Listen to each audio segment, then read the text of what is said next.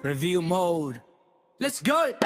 Pagdating sa motor, ako'y nakafocus, detalye bawat pyesa wala. So yun lang mga best, no? Sa lahat ng mga nagtatanong magkano nga ba ang ganitong e-bike ngayon 2026, ito ay nagkakahalaga sa murang halaga, no? Ito ay nagkakahalaga ng 45,900 kapag kinuha nyo ng cash. At syempre available po sila sa installment. Ilalagay ko sa screen nyo para at least meron tayong reference kapag kumuha tayo ng hulugan. So sa tingin nyo, sulit nga ba ang presyo niya? In 2026, comment nyo naman yan. At para dun sa lahat ng mga nakagamit na ng ganitong e-bike, baka pwede nyo i-share dyan sa comment section. Ano nga ba yung mga naging experience nyo sa e-bike na to? Ayos na ayos yan. Hello mga best, sa lahat ng mga nagtatanong magkano nga ba ang ganitong e-bike ni Rusi, ay ito ay nagkakahalaga ng 21,000 kapag kinuha nyo ng cash.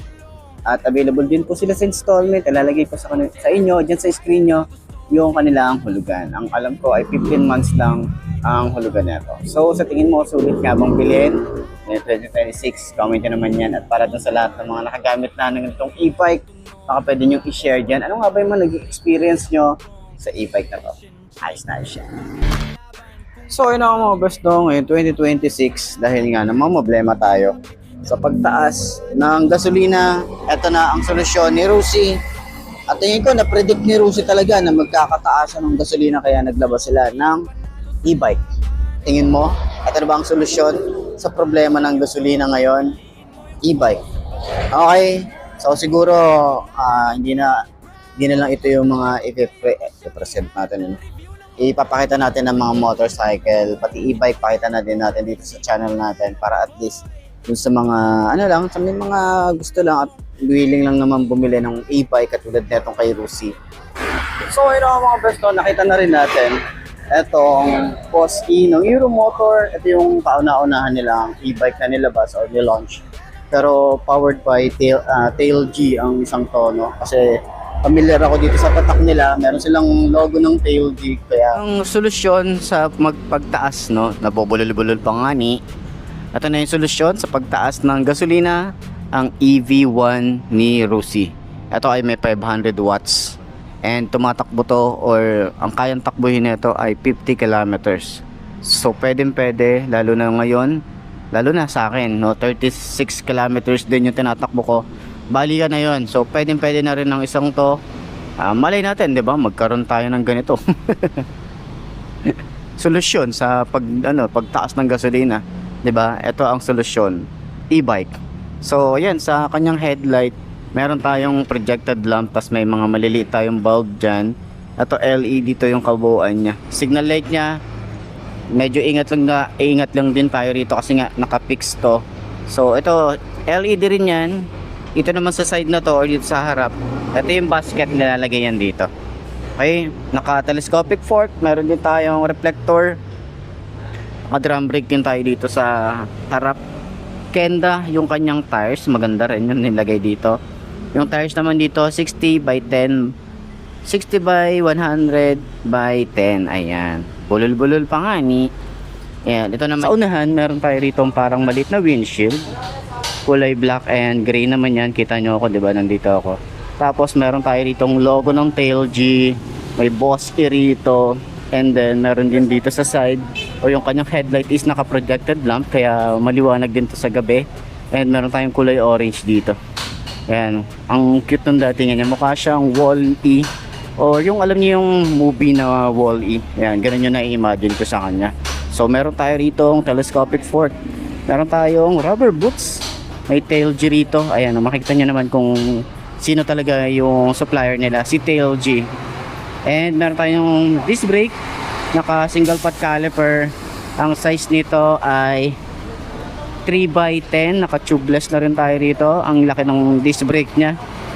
Sa side naman, ayan ang itsura natin. Ganda rin ng mugs nya. So buksan natin para at least makita nyo yung ating animation. Okay, na-open naman natin. Ayan, makita natin dito is meron tayo ritong mode. Ayan, meron siya tatlong mode, 1 to 3. So tumatakbo to ng hanggang 90 kilometers per hour. Okay, so ito yung battery level nya. Ito yung kilometers na tinakbo nya. Nakapark tayo rito. Tapos pag hazard switch, tumutunog siya. Okay, ganun yung itsura natin or ganun yung function niya. Man yung gully board natin. Okay, tapos ito yung basket. Dito naman charge. Yan, dito tayo nag-charge. Tapos ito yung decals niya. May EV1, ayan, EVI1, ayan. So 500 watts. Tapos yung tinatakbo niya is 50 kilometers. So pwede na rin to. So makakabalik na ako. Okay. So ito meron din tayo ritong dual shock. May tar hugger na rin tayo rito. Swing arm. Ito yung tapakan ng ating OBR in case na may aangkas tayo. So kenda rin yung sa likod, yung tires niya. Naka drum brake din tayo. Yung tires din dito sa likod at harap, same lang nung size niya. Yan, sa upuan meron tayong sandalan dito para sa OBR. Ito makapal din yung foam. Ito rin yung ating upuan para sa rider. Sobrang lambot din ito. Ayan. Dito sa likod may rusi na nakalagay. Plate light niya nandito. O yung tail light pala niya nandito. Ayan o. Ayan. Tapos signal light niya. Dito rin pala yung signal light. Tapos ito naman yung kanyang panel gauge. Naka-digital na rin yan. Tapos susi niya. Ayan. May keyless and susi. Yung lever is makapal din o. Ayan o. Lapad din. Smooth lang din. Para lang din naman tong motor, no? Ayan. Di ano lang din naman to. Accelerate niya. Ayan o. Yung throttle niya. Tapos, so yung ating signal light, ayan. Pag naka high beam, ay eto naka high beam to. Ayan, high beam natin. Ayan, may high beam. Tapos pag naka on yung lights niya. Ayan. So sa power niya, okay. Tapos ito yung pinaka switches niya. Ito natin dito may ARS. Hindi ako sure kung para saan yung ARS, pero parang may nagsasalita siya once na pinipindot ko siya. Tapos ito yung park light, headlight. Ito naman yung mode. Dito naman sa side meron tayo ritong high and low. Ito yung hazard switch. Okay, may tunog siya, 'di ba? Ito naman signal light. And then ito yung ready, busina. Malakas din pala yung busina niya. Pip pip. Malakas din pala yung busina. Tapos ito na may ready. So pag pinindot natin yan, makikita natin yung ready. Tapos pag natin, ayan. Ito yan, 'di ba? Tumatakbo na siya.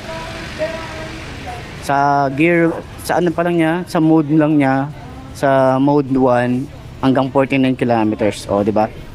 Mode 1 pa lang 'yun. Okay. So, 'yun yung ano niya. Huwag natin masyadong patakbuhin. So, yan yung itsura. Okay, pinutuloy natin yung ready and mawawala. Okay, tingnan natin yung ilaw.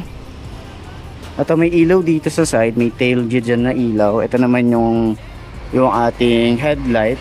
Tapos sa side, may ilaw din tayo rito. Ayan, sa kanyang tail light.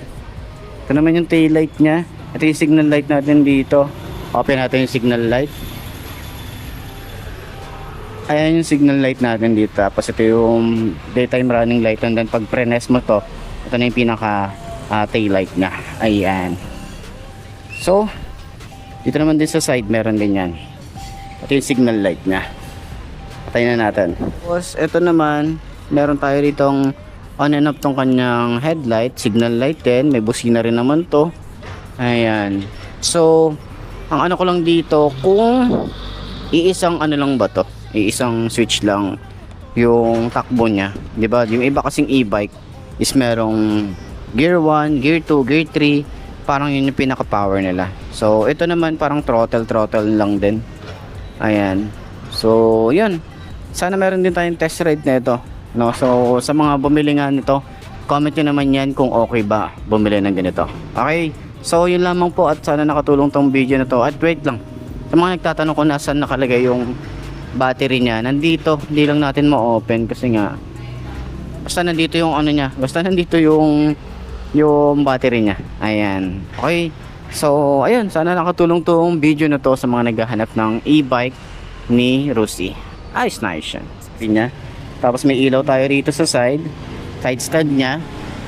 Dito naman sa compartment or dito sa side pocket meron tayong mga at malalim din. Tapos meron din tayo rito yung mga susi natin. Ayan, ito yung kanyang remote, ayan. So meron din tayo rito yung USB charging port, meron tayong utility hook, and then ito yung ating ignition. Seat din dito rin binubuksan, okay, ayan. So sa upuan natin dito, sobrang lambot ng upuan. Tapos meron din tayo stitches dito, and meron din tayong compartment, may helmet hook din tayo rito. Ito ang laki nung kanyang compartment dito. So ayan, ganun siya ka-sensitive, oh. Diba? So nandito yung manual niya. Okay, so check na lang din natin kung ano yung pinaka-specs nito. Tapos dito may kill switch siya dito para hindi mapaglaruan, or in case na magpa-park tayo, off nyo lang yan. Tapos hindi na siya mapaglalaruan, okay? Para to sa safety features din nito. Ayan, nag-a-alarm siya kapag nagta-touch or tinatouch siya. Diba, ganun siya ka-sensitive. Ayan. So sa foot pegs din para sa angkas, ayan, ito naman, maliit lang din naman siya. Ganyan lang din siya, oh. Ayan, maliit lang din siya. And meron din tayo rito dual shock. And then yung ating mugs dito ay naka, ayan, ito yung itsura niya. Yung size din nito is 3x10 din. Okay? So ito, may sandalan tayo rito, may logo ng Euromotor, and then naka disc brake din tayo rito sa likod.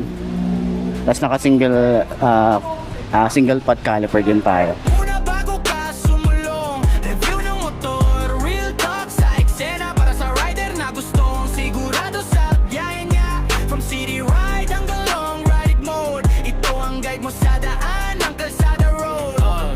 Cold start, pakinggan mo ang tunog, kung maayos ba o parang may kulang sa ugong. Suspension check, lubak ay kalaban, kung smooth ang tupo, panalo sa laban. Brakes kung kapit, dapat sigurado, safety first lagi, di pwedeng papakto. Ilaw sa gabi, malinaw ang daan, headlight na solid, panalo sa laban. Hey, hindi lahat ng uso para sa'yo bro, piliin mo yung swak sa budget at trip mo. Hindi lang pangalan, hindi lang brand, importante kung kaya mo siyang i-handle. Review ng motor, walang